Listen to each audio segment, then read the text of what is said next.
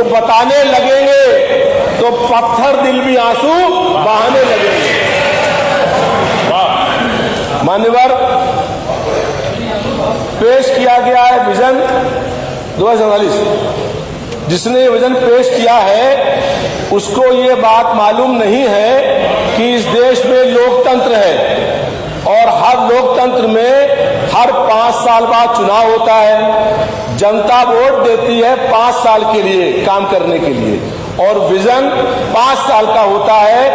घोषणा पत्र चुनाव से पहले जारी होता है कि हम 5 साल में ये काम करेंगे। अब 8 साल बीत गए हैं और 2022 के 3 साल बीत गए हैं, तो अपनी जो असफलताएं उनको छिपाने के लिए, जनता को गुमराह करने के लिए, धोखा देने के लिए ये फरेब का डॉक्यूमेंट पेश किया गया है। मान्यवर, 2014 की बात अभी कर रहे थे। उस समय जब भाजपा की सरकार बन रही थी तो जनता से ये वादा किया गया घोषणा पत्र में कि हर साल 2 करोड़ लोगों को नौकरी देंगे। अगर नौकरी दी होती तो 22 करोड़ लोगों को नौकरी मिल गई होती।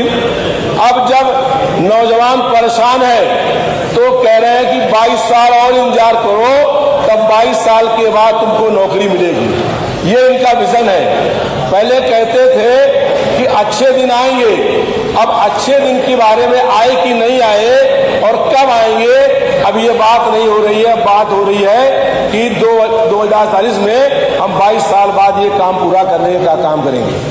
ऐसा सपना दिखाया जा रहा है कि लग रहा है कि 47 में उत्तर प्रदेश स्वर्ग बन जाएगा और हम सब बन जाएंगे स्वर्गवासी।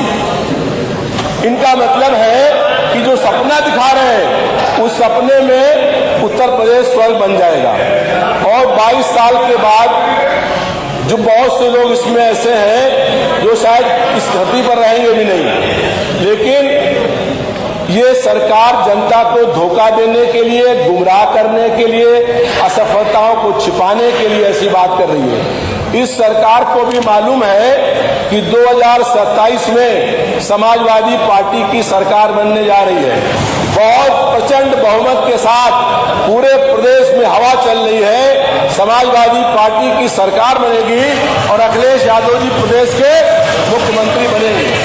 और जब वो मुख्यमंत्री बनेंगे तो हम जो घोषणा पत्र में वादा करेंगे वो 5 साल में पूरा करने का काम करेंगे और जनता के सारे सपनों को हम लोग 5 साल में पूरा करने का काम करेंगे।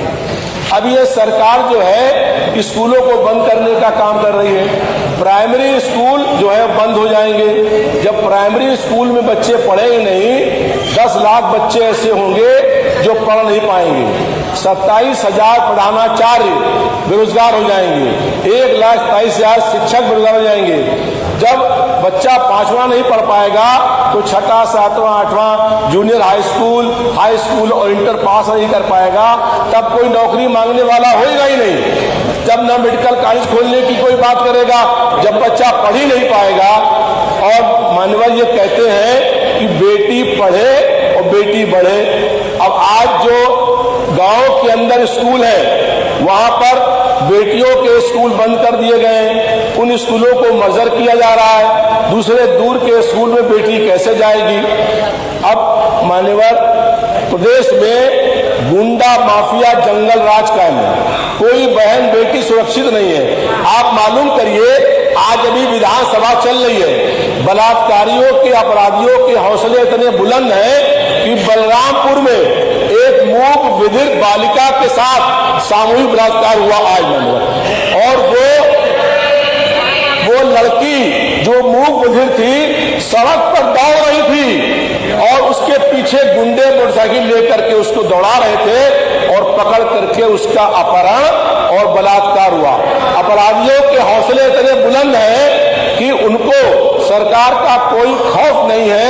विधानसभा चलते दौरान एक मूक विधिर बालिका से इस तरह से बलात्कार करने का काम हो रहा है।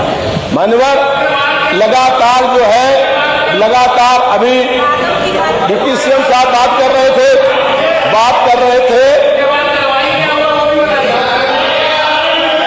अभी सुन लीजिए, सब दवा बता रहे हैं आपको।